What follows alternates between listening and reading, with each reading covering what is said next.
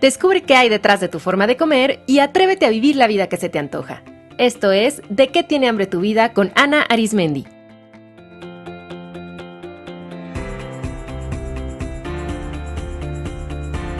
Este es el episodio 249, Salud en todas las tallas en el ámbito de la psicología, con Heike Rosenfeld.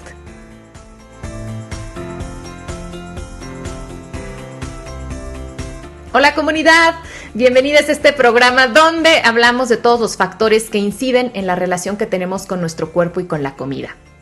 Soy Ana Arismendi, directora del Instituto de Psicología de la Alimentación, y quiero invitarles a visitar nuestra página www.psicoalimentacion.com, donde encontrarán información sobre nuestros próximos talleres, cursos de formación profesional y conocerán al equipo de especialistas que pueden apoyarles a sanar y transformar su relación con la comida.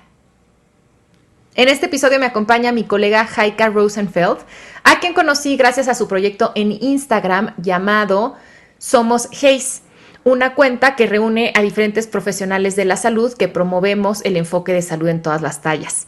Les invito a seguir esta cuenta, es @somos HAES, porque estas son las siglas en inglés de Health at Every Size o Salud en todas las tallas, @somos HAES.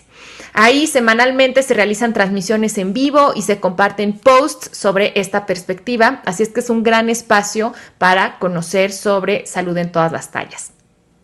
Heike es doctora en psicología, especialista certificada en trastornos alimenticios y supervisora aprobada por la International Association for Eating Disorders Professionals. Es venezolana y vive en Estados Unidos, donde ofrece psicoterapia en persona y de manera virtual.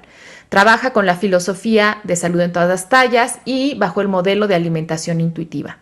Su pasión es desmantelar la cultura de dieta que nos rodea y hace daño. Practica y valora una aproximación compasiva, incluyente y sensible que fomenta la liberación y promueve la igualdad de todos los cuerpos. Que disfruten la entrevista. Hola Heike, bienvenida al podcast. Estoy muy contenta de que nos acompañes en este episodio. Gracias, Ana. Yo también estoy súper contenta y emocionada de poder estar aquí contigo y poder hablar de temas tan importantes. Sí, hoy vamos a hablar sobre el enfoque de salud en todas las tallas en el ámbito específico de la psicología, de la psicoterapia, porque no sé si tú tengas esta misma impresión, pero creo que se habla mucho más de la aplicación de este enfoque en la nutrición, en la medicina, incluso a veces hasta en el deporte. Sin embargo, creo que se habla un poquito menos o se conoce también un poquito menos entre los profesionales de la salud mental. Entonces, para mí es muy importante dar un espacio para compartir y reflexionar sobre pues todos estos sesgos sobre la gordofobia que existe entre nosotros, en los profesionales de la salud mental, y la importancia de visibilizar esto por el daño que causa y ir aprendiendo cómo se aplican los principios de salud en todas las tallas en la consulta de psicología. Así es que, querida Heike, aunque ya hemos hablado de salud en todas las tallas en otros episodios de este podcast, de todas formas, quiero pedirte que nos expliques brevemente en qué consiste este enfoque y que menciones sus principios básicos. Sí, claro, con gusto. El enfoque de salud en todas las tallas, que es conocido en inglés como HAES o Health at Every Size, es promovido por la Asociación para la Diversidad de Tamaño y Salud, que en inglés también es Association for Size, Diversity and Health. Y el objetivo principal de este paradigma es apoyar comportamientos de salud que sean sostenibles para personas de todos los tamaños, sin centrarnos en la pérdida de peso. Y podemos, por supuesto, hablar más acerca de eso, ya que se ha encontrado que la pérdida de peso no es sostenible a lo largo de los años y que puede, por supuesto, luego ese aumento de peso tener bastantes repercusiones en la salud. Entonces, el enfoque de salud en todas las tallas es inclusivo en cuanto al peso, que es muy diferente de la cultura centrada en la dieta, el enfoque dominante que está centrado en la dieta en la que vivimos en este momento y que hemos vivido por muchos años.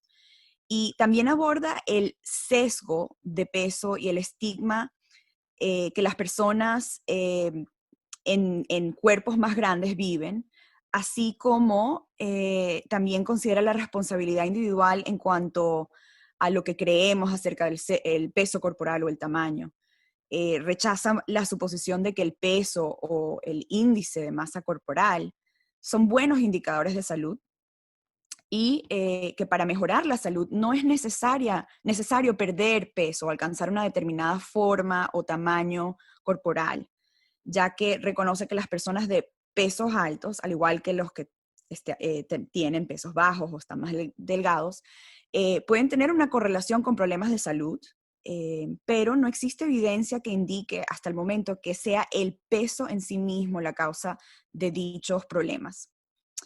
Sin embargo, hay muchas evidencias en cuanto a investigación y con este modelo que indica que el estigma de peso, el estrés causado por la gordofobia, por la discriminación, sobre todo que personas en un tamaño mayor sufren, sí se asocia con resultados negativos que se achacan normalmente al peso, resultados que sí afectan a la salud.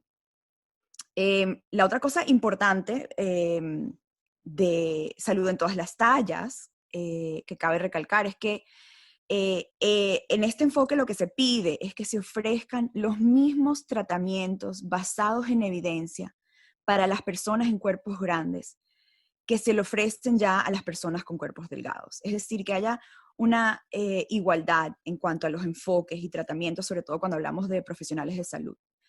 Y el enfoque que tiene este paradigma es, en vez de centrarnos en el peso, el cual es difícil de cambiar a largo plazo para la mayoría de las personas, es centrarnos en conductas que sí se puedan modificar. Se trata de alguna manera de sacar al peso de la ecuación de salud y apoyar a las personas en su camino para ganar calidad de vida y bienestar. Ujú. Y la otra cosa, antes de, si quieres conversar un poquito o mencionar aunque sea los 5 principios Ujú. del enfoque, es que si este enfoque celebra la diversidad corporal, que es importante, porque eh, entiende que los seres humanos diferimos ampliamente en muchas características y que la diversidad corporal es normal, que nuestra cultura la ha patologizado, es otra cosa, pero que es normal, así como tenemos diferentes tamaños de pies o diferentes colores de piel o tipos de cabello, pues la diversidad corporal también existe. Y entonces apoya las políticas, las prácticas, los sistemas que favorecen la salud global de todo el mundo, en todo el espectro de peso y no solamente a un peso específico que en nuestra cultura idealmente se considera un peso delgado. Jaika, y me gustaría enfatizar la dimensión social de este enfoque, porque creo que es algo muy relevante de salud en todas las tallas, que habla sobre la opresión, violencia y discriminación sistémica que han vivido las personas en un cuerpo grande. Y creo que el poder visibilizar esto y el además poder comprobar científicamente, como tú lo estás explicando, que un cuerpo grande no es igual a un cuerpo enfermo, que la salud se puede cultivar en todas las tallas, que todos los cuerpos son merecedores de un trato digno y de acceso a servicios de salud. Creo que es algo muy, muy sanador de este enfoque y que permite que muchas personas que se han visto oprimidas por el ideal de delgadez, que han vivido discriminación única y exclusivamente por el tamaño de su cuerpo, entiendan de dónde viene todo esto y encuentren también una alternativa diferente para vivir en su cuerpo, para relacionarse con su cuerpo, para cultivar salud, para relacionarse también con la comida. Esta dimensión social me parece muy importante y además porque también pone dentro de la ecuación todos esos factores culturales, históricos, sociales, comunitarios. Sí, que sea una visión mucho más integrativa porque la salud es más integrativa y está determinada por muchos factores que no son solamente individuales. Es decir, además de lo que comemos o del ejercicio y del estilo de vida y los genes y las elecciones personales, hay otros factores, como tú lo mencionas, que cuando hablamos de ellos muchas veces los llamamos determinantes sociales, algunos de la salud. Y como tú mencionas, el acceso que la persona tiene a servicios de salud es muy importante y eso tiene que ver mucho con el nivel socioeconómico también. El estigma y el sesgo que la cultura tiene acerca de ciertas personas y que expone a esas personas a ese sesgo y a esa discriminación, eh, es importante. O sea, la discriminación a la que ha estado expuesta una persona en su vida y los niveles de estrés que tienen en el transcurso de su vida van a ser grandes determinantes de la salud. La presencia de abuso o trauma que muchas veces la discriminación trae. El nivel de conectividad social, del cual no necesariamente hablamos frecuentemente, es un importante determinante de la calidad de vida y de la salud. Entonces, como tú bien dices, es un enfoque que nos permite tener una visión mucho más amplia, mucho más integral y entender que sí hay factores individuales que pueden tener cierta determinación, pero es una fracción muy pequeña en comparación con cuando vemos la globalidad de todos los factores que la determinan. Tiene estos valores y tiene evidencia científica. Eso es muy importante, que la gente entienda que es un enfoque basado en evidencia científica, no en opinión solamente, y en valores solamente. Hay evidencia, muchas investigaciones que tienen libre acceso para cualquiera que quiera leer un poco acerca del enfoque y de los resultados y de la comparación con esos enfoques que sí se centran en el peso y en el cambio de peso. Sí, en las notas del episodio van a encontrar el link directo a la Association for Size Diversity and Health, donde, como mencionas, Jaika, pueden encontrar muchos artículos que sustentan este enfoque. Y aprovecho para mencionarles que también les dejo 2 artículos que me parecen relevantes para el tema que estamos hablando. Uno de ellos es el de Tracy Tilka y sus colaboradores, donde comparan el enfoque centrado en el peso versus el enfoque de inclusividad corporal de salud en todas las tallas, y ahí se comprueba con una metodología súper seria y rigurosa que el enfoque centrado en el peso pues no es sostenible, que incluso es factor de riesgo para desarrollar trastornos de la conducta alimentaria, insatisfacción corporal, y cómo el enfoque de salud en todas las tallas promueve realmente el autocuidado y cómo puede dar resultados de bienestar más a largo plazo. También les dejo un artículo de Hilary Kinavi y Carmen Kuhl, muy reciente, del 2019, que habla del sesgo antigordura en la psicoterapia y cómo eso daña a nuestros clientes y qué podemos hacer al respecto. Y entonces, no sé si quieres que mencione, aunque sea, los 5 principios. Adelante. Que también los van a encontrar en esa página que vas a compartir.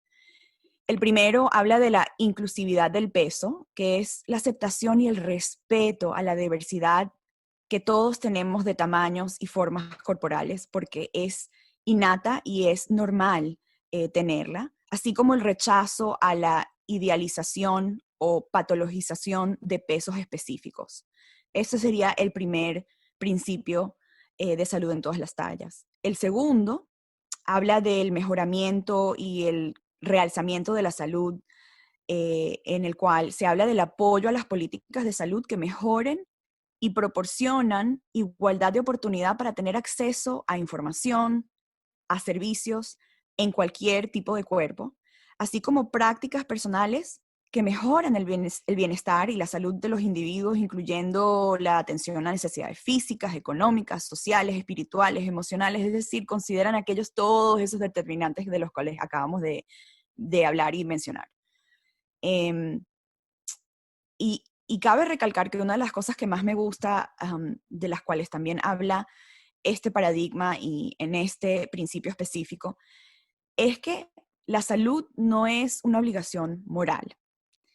Y lo que queremos decir es que no se la debes a nadie y que es tu decisión, uno, si tu salud es importante, si quieres mejorarla y de nuevo, no centrándonos en el peso, y cuánto quieres hacer eso, porque no tiene que ser el todo o el nada, y cuánto puedes hacer eso, porque muchas personas no necesariamente tienen el acceso a hacer cambios perfectos para mejorar la salud. Entonces, no es un deber moral. Claro, y eso no Eh, te hace ni mejor ni peor persona, ni mejor ni peor ciudadano. Y creo que eso exacto. también lo podemos ligar mucho y ahondaremos un poco más ya en terrenos del campo de la salud mental. Tampoco eso quiere decir que una persona, como ahora se oye mucho con el discurso del amor propio, que una persona se quiera más o menos. Exactamente, me encanta que mencionaste eso, absolutamente. No están relacionados el uno con el otro y no es cierto que si hago ciertas cosas entonces me quiero más y si no hago otras me quiero menos. Em, Ujú. y es algo importante para mí siempre resaltar porque es una conversación que siempre tengo en, en- con mis consultantes, con mis pacientes. Em, a ver, el tercer principio de salud en todas las tallas es el cuidado respetuoso, reconocer que nuestros propios sesgos y prejuicios y trabajar para o sea, que existen y trabajar para poner fin a la discriminación, el estigma relacionado con el peso es importante. Proporcionar información y servicios desde un entendimiento de que identidades como el estatus económico, esos factores, la raza, el género, la orientación sexual, la edad, impactan el estigma relacionado con el peso y es importante aquí apoyar ámbitos, espacios, sistemas que confrontan esas desigualdades.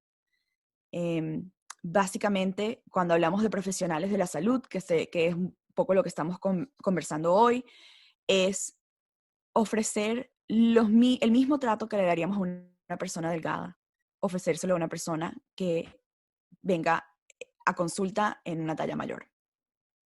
Ahora que mencionas esto, Jaika, pues da pie a que platiquemos sobre de qué forma se manifiestan estos sesgos sobre el cuerpo, sobre el peso, de qué forma se manifiesta la gordofobia en los profesionales de la salud mental y qué daños puede causar esto. Y creo que justo acabas de mencionar uno, el no ofrecer el mismo servicio a una persona simplemente por el tamaño de su cuerpo o el tomar ciertas decisiones en el tratamiento o el inferir ciertos diagnósticos únicamente por cómo es su cuerpo, ¿cierto?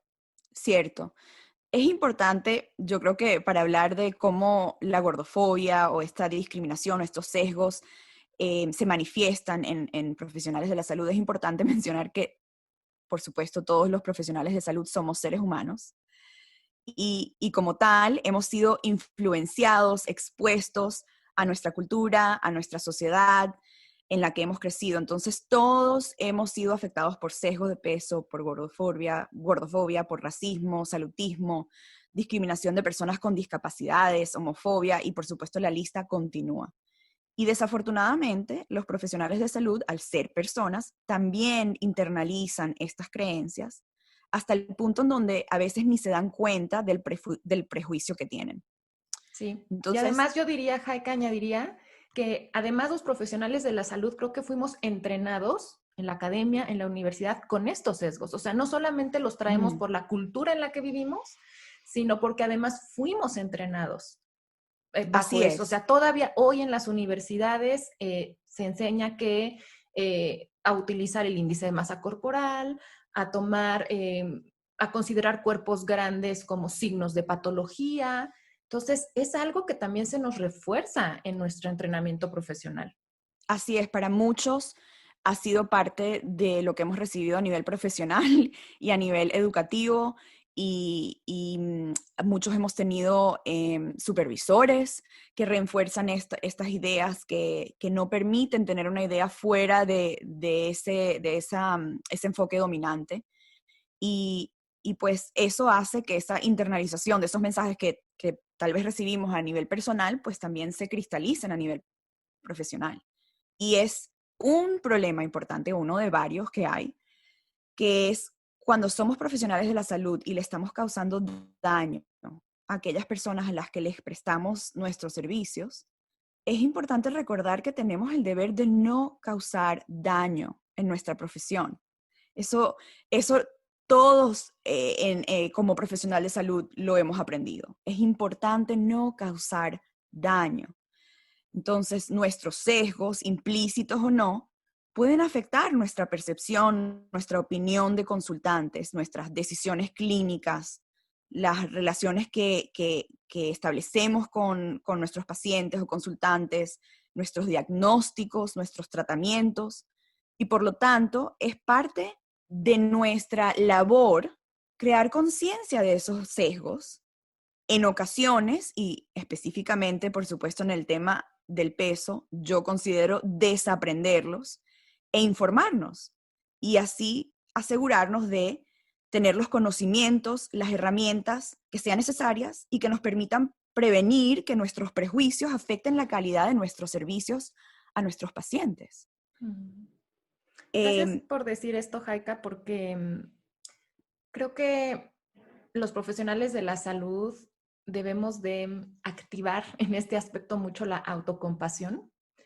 Yo la primera vez que me di cuenta que, pues, obviamente como toda mi generación y otras generaciones, yo claro que crecí con estos sesgos y ejercí mi profesión bajo estos sesgos muchos años.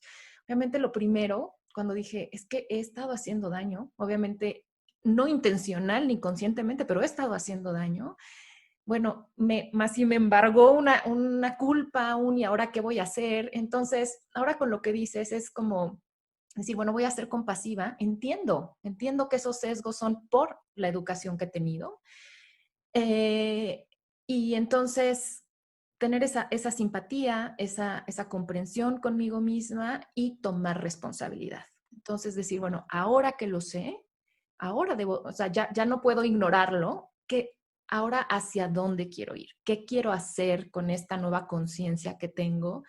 Y creo que es un camino en el que estamos andando. Creo que todos vamos desaprendiendo y aprendiendo y dándonos cuenta de más cosas en el camino. Entonces, esto lo quiero enfatizar para todos los colegas que nos estén escuchando, que sepan que todos estamos ahí, todos estamos en este camino, todos hemos sentido ese dolor de saber que en algún momento causamos daño y también que eso sea el motor que nos lleve a comprometernos con educarnos, con preguntar a otros colegas que ya están en esto, con supervisarnos, con revisar nuestra propia historia con nuestro cuerpo y por lo tanto ejercer con mayor conciencia desde estos enfoques de mayor justicia social, que promuevan una liberación corporal real, que realmente se centren en ayudar a las personas a lograr salud. sí, definitivamente. Es importante, como tú dices, yo estoy muy de acuerdo y me encanta siempre el concepto de autocompasión y no solamente de autocompasión como para enseñárselo a nuestros consultantes y pacientes y aproximarlos con compasión, pero también para nosotros mismos, porque sí somos seres humanos. Es importante a veces hacer el trabajo de entender de dónde vienen estos sesgos y estos prejuicios, puede ser a nivel personal, a nivel profesional de entrenamiento, pero entender que estos prejuicios el promover un ideal de cuerpo o la pérdida de peso, así sea en promoción de salud, están fundados en gordofobia y en opresión de cuerpos. Estas prácticas son dañinas para el colectivo. Promueven prejuicios basados en el tamaño del cuerpo e inculcan el miedo de llegar a ser gordos, como si fuera lo peor que nos pueda pasar. Y aún más importante, son prácticas, y vamos a hablar tal vez de algunos de esos ejemplos específicos que estabas nombrando, que pueden denigrar, que pueden oprimir, que tienen efectos muy perjudiciales para la salud y el bienestar de las personas, sobre todo las personas que están en talla mayor o que son gordas. Ya que sabemos que la discriminación, como lo mencionamos antes, es un determinante social importante de salud.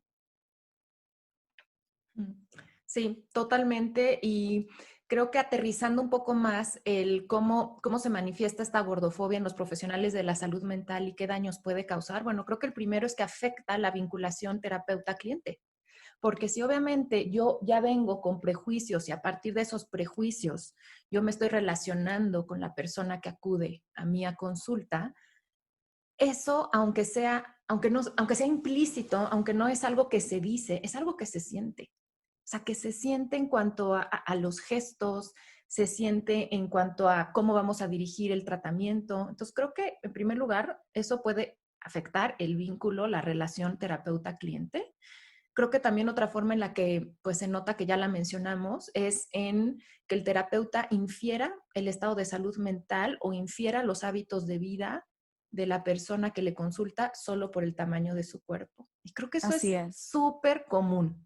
O sea, que vemos una persona de cuerpo grande y de inmediato es seguramente come de cierta manera, no ha de mover su cuerpo, incluso cosas hasta ya de salud mental, inferir depresión, ansiedad, cuando atracones, cuando, como tú mencionabas antes, a ver, yo pensaría eso si esta persona tuviera un cuerpo normativo.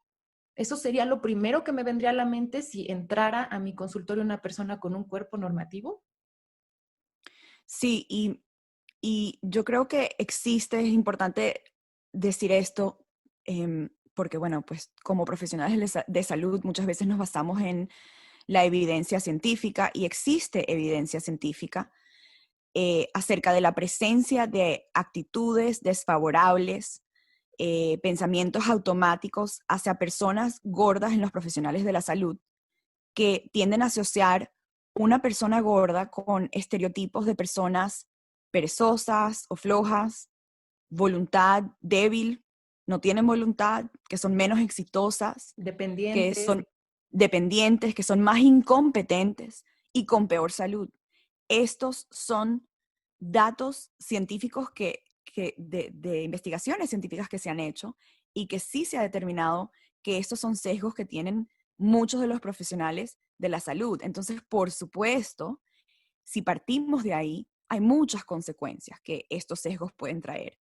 Y como ya lo mencionaste, una de las cosas es el asumir que al tener una persona enfrente mío que es de talla mayor, entonces creo que no se cuida, que, eh, eh, pues que no tiene fuerza de voluntad, que no está haciendo nada para bajar de peso, cuando sabemos de todas formas a nivel científico que la pérdida de peso intencional no funciona. Em, También trae consecuencias sobre las recomendaciones que los especialistas dan hacia personas con talla alta, solo basándose en la recomendación muchas veces de perder peso y dejando de lado otras recomendaciones que sí le darían a una persona delgada con Uh ese mismo problema. -huh.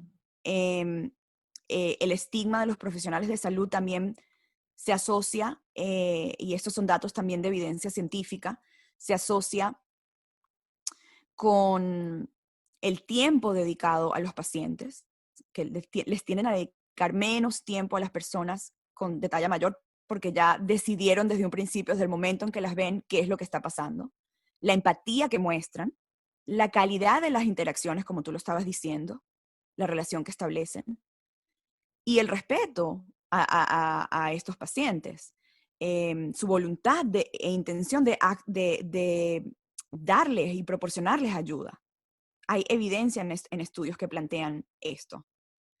Hay evidencia que indica que los profesionales de salud tienden a no recoger un historial clínico completo de personas de Qué talla fuerte se me mayor. hace eso. Uh -huh. Sí, porque ya desde un principio creen que la mayoría de las dificultades reportadas por ese paciente son atribuidas a su peso. Uh -huh. Entonces, esto limita la indicación muchas veces de otros exámenes para comprobar el diagnóstico que se está realizando. Y puede llevar a un diagnóstico equivocado y a resultados trágicos para muchos pacientes que vienen por específicos síntomas y se les achaca todo al peso. Sé que hubo un artículo para mí súper que me marcó muchísimo aquí en los Estados Unidos de una paciente que murió de cáncer, que fue a muchos médicos y era una persona gorda, una persona de tamaño mayor. Y cada vez que veía a un médico le decían, usted lo que tiene que hacer es perder peso. Y nadie le mandó a hacer los exámenes necesarios para diagnosticar su cáncer. y su cáncer viene siendo diagnosticado años después de ir a muchísimos médicos y la diagnostican con cáncer terminal. Antes de morir decide escribir un artículo diciendo qué hubiese pasado si me hubiesen tratado como una persona delgada, si me hubiesen querido investigar un poco más de mi historia clínica y hacerme estudios, qué hubiese pasado si me hubiesen podido diagnosticar este cáncer antes. Y cabe recalcar que uno de los efectos de todo esto es que hay que considerar las experiencias que las personas de talla grande han tenido en cuanto a lo que es visitar al médico, visitar al doctor o a cualquier profesional de la salud, porque muchas han tenido experiencias tan dañinas y hasta traumáticas que entonces deciden no hacerlo. Yo tengo varios pacientes de talla mayor que cada vez que hablamos de que tienen que ir al doctor por algo que les está ocurriendo, es una lucha interna, porque saben lo que va a ocurrir, han tenido experiencias y saben qué esperar. Entonces, mucho es, por supuesto, para mí, querer apoyarlos en ese proceso y validar que es la realidad. No es algo que se crearon o se inventaron. Validar que han tenido experiencias donde han ido a un médico, tal vez rutinariamente o tal vez por un problema específico, y muchas veces lo primero que escuchan antes de que le hagan cualquier pregunta es, tienes que bajar de peso. Ujú. Y eso también ocurre en la consulta de psicología. O sea, también eso es algo no nada más del ámbito médico. También yo he visto que, y eso es también, o sea, hay que reconocerlo como parte de violencia corporal, es agresivo, es retraumatizar a estas personas que vienen, como tú dices, de ya muchísimas experiencias de violencia en el ámbito de la salud y llegan a un proceso de psicoterapia, quizá con un tema de consulta a veces que no tiene nada que ver con su cuerpo, y el terapeuta les dice, o sea, les da la recomendación de adelgazar o hace mención de su cuerpo cuando no tienen nada que ver. Entonces, Sí, cuando la eso persona ni siquiera lo está mencionando no lo como está factor mencionando. importante. Exactamente. Entonces, como que reconocer esas muchísimas como microagresiones que podemos por nuestros sesgos hacer, o ni siquiera estamos escuchando que viene de experiencias previas donde ha sido juzgada y ha sido estigmatizada y señalada y le ha sido rechazada la atención, y nosotros estamos repitiendo eso en el ámbito de la psicoterapia. Algo también que quisiera mencionar, que creo que también se nota mucho en el ámbito de la psicología, es asumir que eh, los cuerpos grandes siempre son indicativos de trauma o de baja autoestima, y que entonces la resolución del trauma o el fortalecimiento de la autoestima resultará en la pérdida de peso. Eso es mentalidad de dieta. O sea, el prometerle a una persona, el tener la expectativa de como si resuelves tus traumas o si te quieres más o si fortaleces tu autoestima, entonces vas a perder peso. Eso también es todavía estar en ese discurso. Excelente ejemplo y me pega personalmente porque definitivamente yo podría decir que eso fue parte de mi entrenamiento y eso fue parte de lo que yo recibí como profesional. No sé si es tu Yo experiencia igual. también, Uh -huh, uh -huh. sobre todo en la parte psicológica, pues de considerar que muchas de las personas en tamaños grandes em, tienen trauma y al solucionarlo, entonces de alguna manera mágicamente van a perder el peso. Sí se ha encontrado, por ejemplo, una relación significativa entre la relación con la comida y el trauma, pero eso no significa necesariamente que afecta al cuerpo, porque esa es la otra cosa, que muchas veces Uh cuando -huh. vemos a alguien de talla mayor, creemos, bueno, hacen binge eating, hacen atracones. No necesariamente. Y no necesariamente todo el que hace atracones tiene un cuerpo grande. Exactamente. Entonces, es importante también diferenciar eso porque sí hay una relación que se ha encontrado muchas veces con trastornos de la alimentación y trauma, pero que no significa siempre que se traduce en el peso. Muy importante. Siempre yo digo esta frase, cuerpos vemos, conductas no sabemos. Entonces, no podemos inferir la relación que tiene una persona con la comida o sus conductas alimentarias solamente por su cuerpo, porque además eso también ha hecho que muchas personas no reciban el tratamiento que necesitan para su trastorno de la conducta alimentaria, porque en muchas ocasiones el primer clínico que le hace su valoración le dice, tú no puedes tener un trastorno de la conducta alimentaria porque no tienes un cuerpo grande o no, o yo he escuchado eso, no estás lo suficientemente delgado. Cuando, ¿qué tiene que ver si la persona está reportando sufrimiento, otro tipo de criterios diagnósticos, pero solamente por el cuerpo no se le brinda acceso a un tratamiento? Además, cuando sabemos que los trastornos alimenticios, o sea, son graves, o sea, llevan a la persona realmente a problemas sistémicos, van a empeorar con el tiempo, pueden llevar a la muerte. Sí, y sabes algo muy interesante que ha estado ocurriendo, creo que siempre ha estado ocurriendo, pero estoy agradecida de que cada vez se está hablando más. Y es que cuando pensamos en trastornos de la alimentación y en cuerpos de talla mayor, siempre creemos, o hay una tendencia a creer, que si tiene una persona talla mayor, entonces su diagnóstico debe ser un trastorno por atracón, lo que llamamos en inglés binge eating disorder. Y y es completamente erróneo. Hoy en día estamos hablando, y lamentablemente le hemos puesto el término de atípico, pero estamos hablando de la anorexia atípica, que es Ujú, las mismas condiciones que presenta una persona con anorexia en un cuerpo delgado, pero en un cuerpo grande. Es decir, personas de talla mayor que comen tan poco y están tan malnutridas que tienen las mismas consecuencias físicas que alguien en un cuerpo delgado que hace esos mismos comportamientos. Y no tenemos suficiente luz y suficiente enfoque en que esto existe.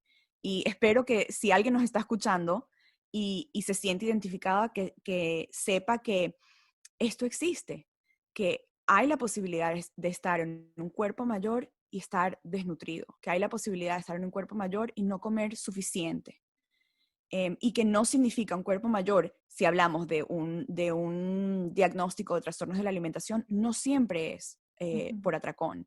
Lamentablemente hemos visto aquí en los Estados Unidos, en los centros eh, donde dan servicios para trastornos de la conducta alimentaria, cuando alguien requiere de mayor servicios y mayor atención, hemos visto una tendencia de que si la persona tiene peso mayor, entonces de una vez les dan ese diagnóstico, de una vez los ponen en el grupo de las personas que comen emocionalmente o que hacen atracones, y es simplemente en base al tamaño de su cuerpo, porque no se han molestado por preguntar, ¿cuánto comes? Ujú, ¿Cómo es tu ingesta ujú, diaria? Y o no les creen, los achacan de mentirosos y de que no están diciendo la verdad, porque si tienes un cuerpo grande, debe ser que estás comiendo más de lo que estás reportando. Entonces, es un problema grande que tenemos en el área de trastornos de la alimentación, y que hasta los mismos profesionales que se especializan en esta área tienen que abordar, tienen que entender, porque nos está afectando en nuestros diagnósticos y en nuestros tratamientos. así es. Y es que yo considero que cualquier persona que exprese que tiene algún tipo de sufrimiento con la comida es merecedora de tratamiento, no importando lo demás, no importando cómo se vea su cuerpo. Si ella dice que está sufriendo y tiene derecho a una atención. Entonces, ahorita que decías esto de que a las personas de talla mayor de pronto no se les cree, ¿no? Cuando dicen, no, pues yo no tengo atracones, o cuando comparten qué es lo que comen y dicen, no, seguramente. Yo recuerdo en uno de mis entrenamientos, en uno de mis posgrados, recuerdo perfectamente que algunos profesores decían, ¿no? Que las personas de cuerpo grande dicen, no, es que tienden a mentir, Mm. ¿no? O sea, ¿cómo es posible que asumamos eso de entrada nada más por el cuerpo de una persona? No solamente en el campo de la salud, me parece humanamente terrible, ¿no? Que Sí, asumamos eso. y qué traumático, ¿no? Qué traumático estar en un cuerpo grande y uno estar buscando ayuda por lo que sea, y cuando te preguntan qué comes, que no te crean, que te achaquen de mentiroso, porque no puede ser. Así Qué es. doloroso y qué traumático puede ser eso. Y por supuesto, entonces entendemos por qué muchas personas en cuerpos grandes no quieren confiar y no quieren em, asistir y pedir ayuda a profesionales de la salud porque han tenido experiencias muy negativas. Exacto. Y se les pone luego en el sistema la etiqueta de resistente al tratamiento. Cuando yo me pregunto, claro que te vas a resistir al tratamiento cuando se están replicando las experiencias de trauma en el consultorio. Y Así experiencias que es. tú vienes, o sea, que una persona viene experimentando probablemente desde su infancia y que probablemente son incluso transgeneracionales. O sea, son cosas que ha vivido su familia, su círculo desde hace mucho. Entonces, ¿qué tanto es esta etiqueta? A mí no me gusta, ¿no? Esta etiqueta es resistente al tratamiento. ¿No será que lo que está mal es el tratamiento, no? Es como la dieta, ¿no? Es Sí, que, o sea, es la dieta la que le está fallando a la persona, no la persona, no es que la persona sea incapaz de seguir eso. sí, sí. Jaika, ¿cómo podemos aplicar los profesionales de la salud mental los principios de salud en todas las tallas? Es decir, ¿cómo se vería una consulta de psicología que sigue este enfoque? Hmm. Bueno, primero quiero decir que, por supuesto, antes de entrar a la consulta, hay que educarnos, ¿verdad? Hay que aprender, como dijimos, desaprender muchas cosas. Hay que leer muchísimo. Hasta ahora no hay una certificación en este enfoque. Conozco grandes profesionales que están hablando de crear certificación para este enfoque, pero no la hay, por lo menos en español. Y es importante educarnos, aprender los modelos, tal vez entrar a nuestra propia terapia o a nuestra propia supervisión, sobre todo si identificamos que tenemos todos esos sesgos que estábamos hablando o algunos de esos sesgos de los que estábamos hablando. Leer investigaciones, porque yo sí creo que em, como cultura hemos recibido tanta información que es importante saber las investigaciones y datos científicos que nos puedan ayudar y apoyar en este enfoque, en aplicar este enfoque, aprender mucho acerca de los determinantes sociales de la salud y crear comunidad, porque como tú bien decías, para mí es algo súper importante. Es difícil trabajar contra la corriente y el paradigma dominante del peso y como considerarnos un granito de arena. Me estabas comentando eso antes de empezar, creo, en una playa llena de arena. Entonces, crear comunidad es súper importante, eh, hasta para nosotros como profesionales. Tener a quién referir, si es posible, eh, es súper importante para no trabajar solos en contra de la corriente.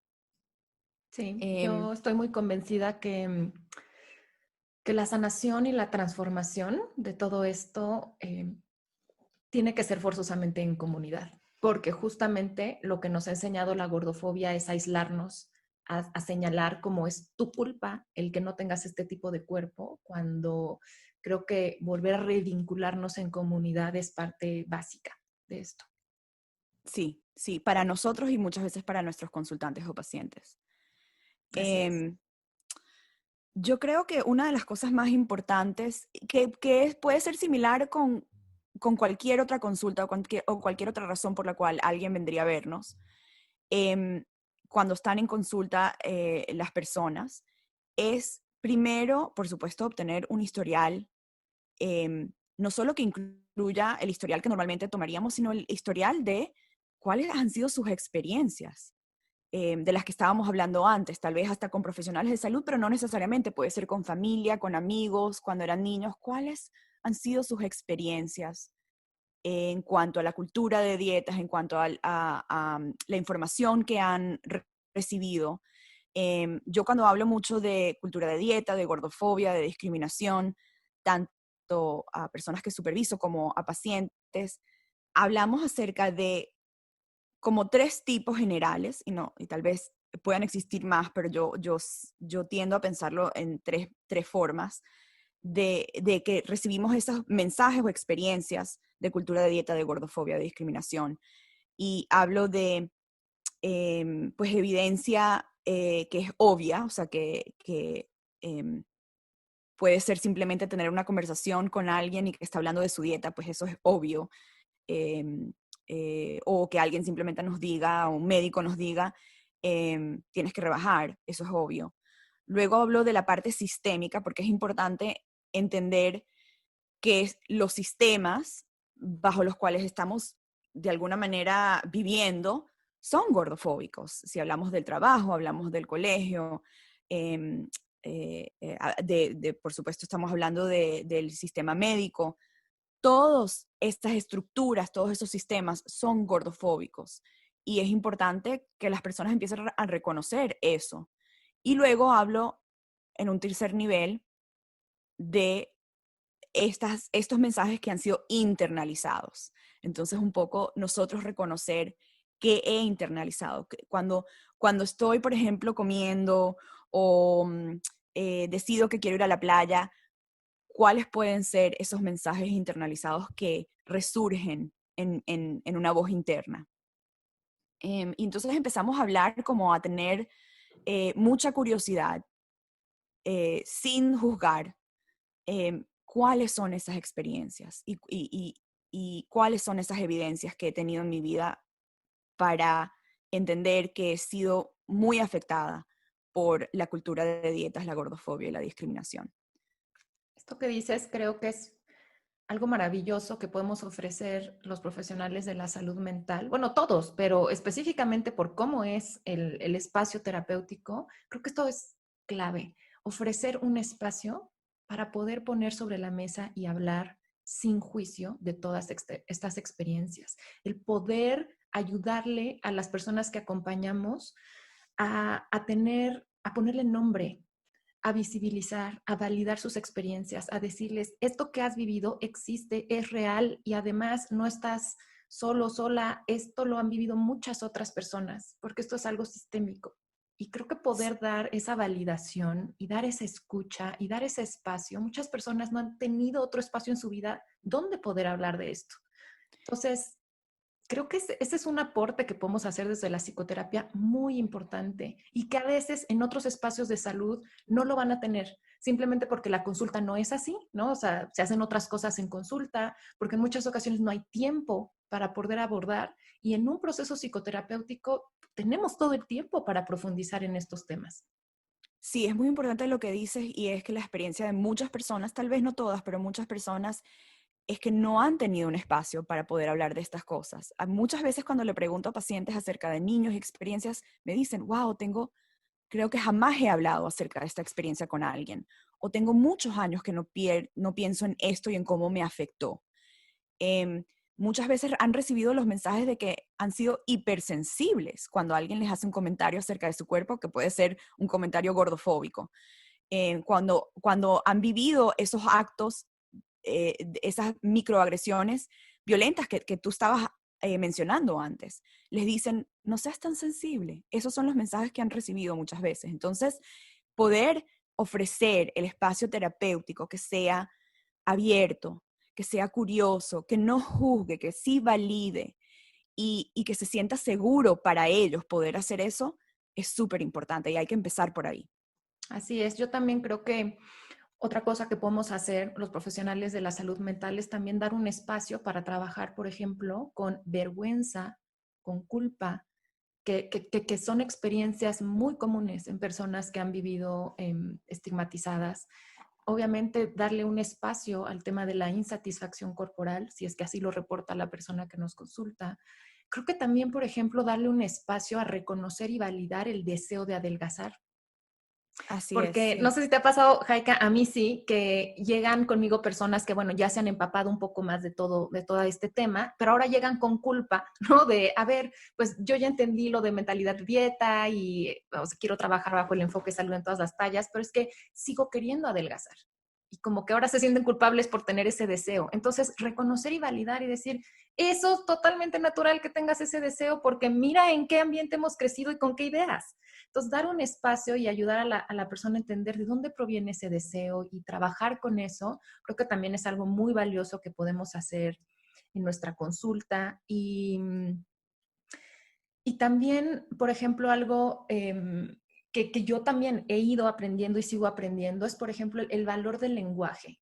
Entonces, nosotros como clínicos cambiar nuestro lenguaje, empezar a adoptar un lenguaje mucho más inclusivo, soltar ciertas palabras que vienen desde la mentalidad de dieta y compartir ese lenguaje con las personas que acompañamos, porque bueno, tú y yo sabemos que el lenguaje es muy importante porque define experiencias, porque genera el autoconcepto, porque abre nuevas posibilidades. Entonces, creo que eso también es algo que podemos ofrecer en las sesiones. Sí, y muchas veces también ofrecer y escuchar qué es lo que la persona prefiere. Por ejemplo, yo mencioné varias veces antes personas de tamaño grande o de talla grande y también mencioné gordas. Y cuando yo hablo de personas gordas, yo lo hablo como descriptor, no lo hablo como un término patologizado que ha sido patologizado en nuestra cultura, que a veces es como un insulto. Lo hablo así como hablamos de alguien flaco, alguien gordo, alguien alto, alguien bajo. Sin embargo, no todos los pacientes se sienten cómodos con ese término. Muchos han tenido experiencias muy negativas con ese término. Entonces también es poderlo ofrecer y escuchar cuando no es el término que la persona quiere escuchar o de la cual quiere hablar o referirse a sí mismo. Y poder utilizar términos como persona de tamaño grande, persona de talla grande, de peso alto, lo que la persona sienta que es un buen descriptor y que se sienta cómoda con ese término. Me encanta lo que dices porque justamente algo que define una experiencia de trauma es no tener opción. Y las personas muchas veces que han vivido experiencias de trauma relacionadas con su cuerpo, con el comer, es porque no han tenido opción. Es como, tienes que comer esto y esto es lo que te dice la dieta y punto, ¿no? O sea, no importa cómo esté ni tu hambre, ni tu saciedad, ni tus gustos, ni nada, ¿no? No hay opción, pues. Entonces, a veces estos gestos que pueden parecer sencillos, pero son muy profundos de tú elige cómo referirte a tu cuerpo. Tú elige qué término usar, son sumamente poderosos. Ahorita que mencionabas el término gorda, gorde, ¿no? Eh, es cierto, algunas personas prefieren no usarlo porque es un término que les ha lastimado y es muy interesante también que salga eso en sesión. Y hay otras personas que al contrario, ¿no? Quieren como reapropiarse de este término e incluso hasta lo usan como una bandera. Entonces, conocer un poco más de, no llegar también a imponer de, bueno, ahora vamos a utilizar este término. Es como, a ver, hay esta gama de palabras con cuál te sientes más cómoda, cómodo. Uh-huh. Así es. Una cosa que yo encuentro y me da mucha curiosidad saber tu experiencia también en cuanto a consulta es entender que para muchas personas, dependiendo de el momento en el que en su vida, en el momento en su vida en el que vienen a consulta, pueden llevar un proceso de duelo importante, que tú de alguna manera mencionabas, personas que quieren seguir perdiendo peso, todavía tienen ese deseo, y personas que de repente entienden y llegan a un punto donde entienden que eso no los ha ayudado, entienden las experiencias que han tenido en cuanto a pérdida de peso y ganancia de peso, y pueden tal vez llegar a un punto donde no quieren continuar persiguiendo la pérdida de peso. Sin embargo, hay un duelo importantísimo y hay un duelo de muchísimas cosas. Hay un duelo de pérdida de tiempo, de pérdida de energía, de pérdida de esperanzas que han tenido por tantos años, hasta de pérdida financiera en Sí, todas las claro. inversiones que han hecho, de tantas dietas o de tantos médicos o de tantos nutricionistas o de tantos entrenadores que los iban a ayudar a perder peso. Entonces hay un proceso de duelo importante que tenemos que atender muchas veces. Sí, es central lo que acabas de decir, Jaika, y creo que también ahí entra mucho la relevancia de los profesionales de la salud mental, acompañar en este duelo. Ahorita que decías, por ejemplo, hay personas que también pierden relaciones o vínculos, porque muchos de sus grupos estaban vinculados a través del hacer dieta, por ejemplo.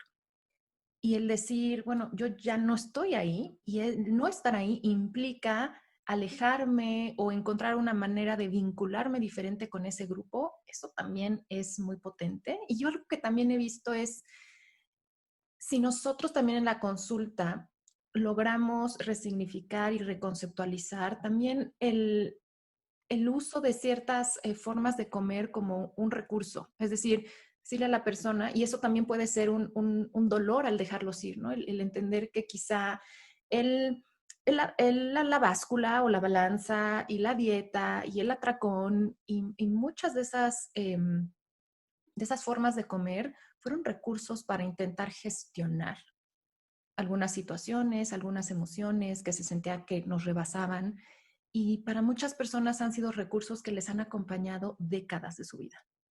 Y por Así supuesto es. que dejarlos puede generar muchísima angustia y hay esta ambivalencia de, claro, entiendo, los quiero soltar y por otro lado hay un terror de, ¿y ahora si no hago dieta, qué pasa? Y ahora si no hay este atracón el fin de semana, ¿qué pasa? Entonces, creo que acompañar en ese proceso es muy, muy, muy importante.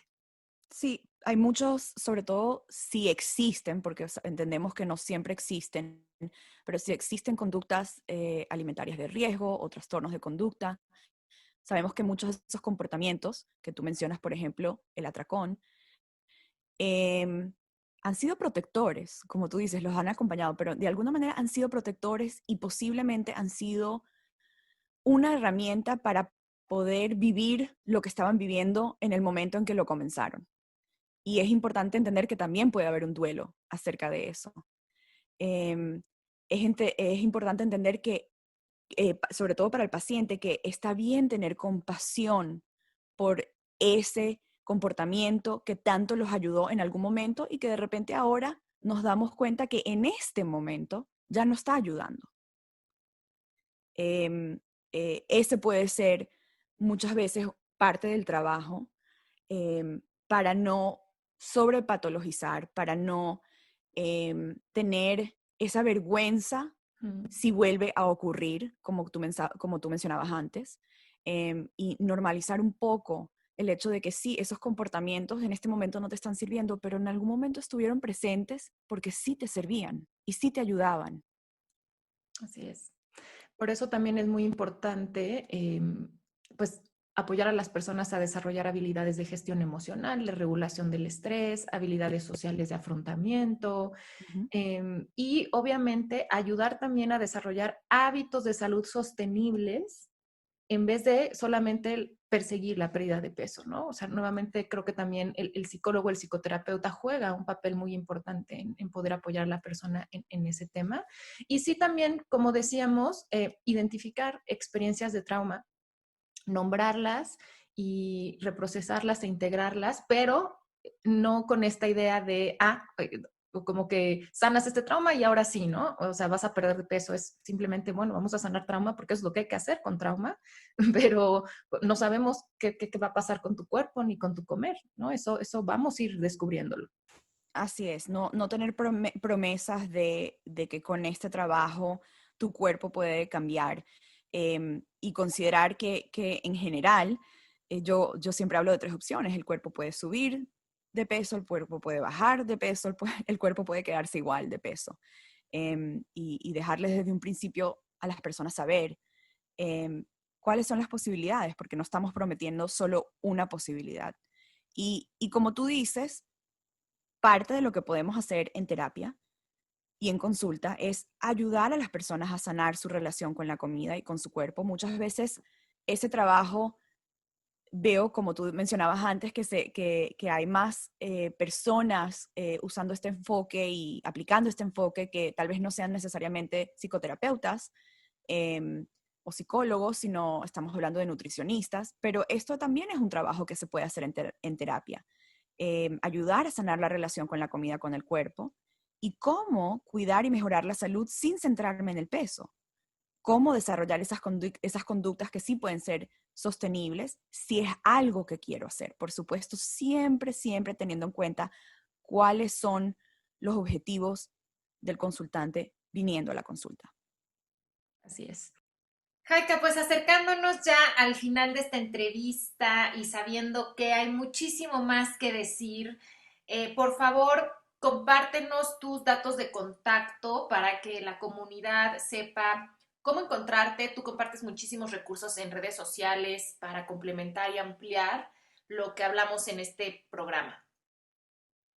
Una de las cosas, por supuesto, es que tenemos el grupo al cual tú también perteneces a esta comunidad de Somos Hayes en Instagram.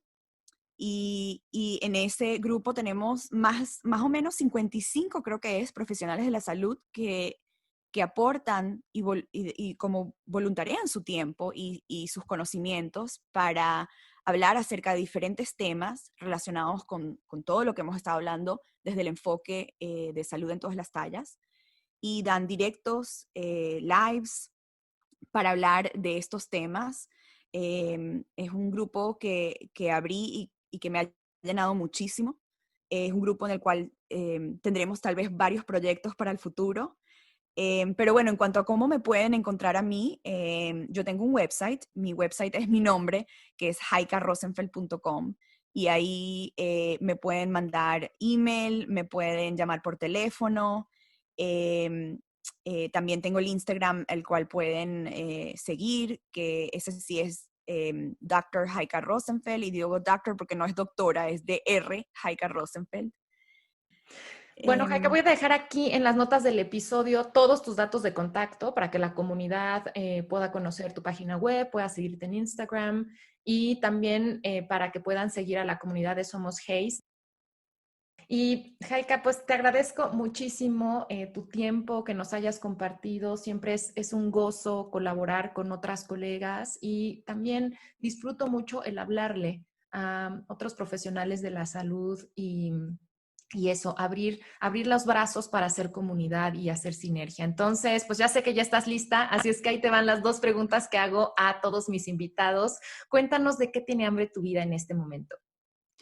Mi hambre creo que es bastante grande en todo lo que es conexión social en este momento, contacto físico. Yo soy una persona que le encantan los abrazos, siempre me han hecho comentarios, me encanta darle un abrazo fuerte y verdadero a alguien y es algo que no he podido hacer durante toda esta pandemia y ha sido súper difícil, así que siento a veces una necesidad inmensa. Gracias a Dios tengo a mi perro adorado, Kuma, que es un perro de terapia, trabaja conmigo, pero es que está completamente todo el tiempo conmigo y tengo la posibilidad de abrazarlo a él. Tengo un hambre muy grande de risas y de momentos de humor, ya que este año sí lo encuentro que para mí personalmente y profesionalmente ha sido muy difícil. Em, Creo que, y de comunidad, eso es un hambre que siempre tengo, comunidad, y siento que es un hambre que es satisfecho bastante, por lo menos a nivel virtual, pero cómo me encantaría poder conocer a tantas de las personas, sobre todo los profesionales que están participando en Somos Hayes en persona y tal vez en algún momento darles un gran abrazo. Justo la siguiente pregunta es cuáles son tus formas favoritas de nutrir tu vida y creo que, bueno, conectar y hacer comunidad se nota que Así es lo una. tengo. Sí, Ujú. conectar con gente que me hace sentir bien, segura, con gente que tiene los mismos valores. Kaika, querida, te agradezco muchísimo que hayas compartido con todos nosotros en este programa. Me encanta que ya eres parte de este podcast y pues te mando un abrazo con muchísimo cariño. Gracias por estar aquí. Gracias, Ana. Me siento súper, súper afortunada de haber tenido este espacio y de tu invitación. Y bueno, yo también te mando un abrazo así fuerte como me gustan. Comunidad, gracias por escuchar. Les mando un abrazo y hasta el próximo episodio. Esto fue ¿De qué tiene hambre tu vida? Con Ana Arismendi. Para más información visita www.dequetienehambretuvida.com.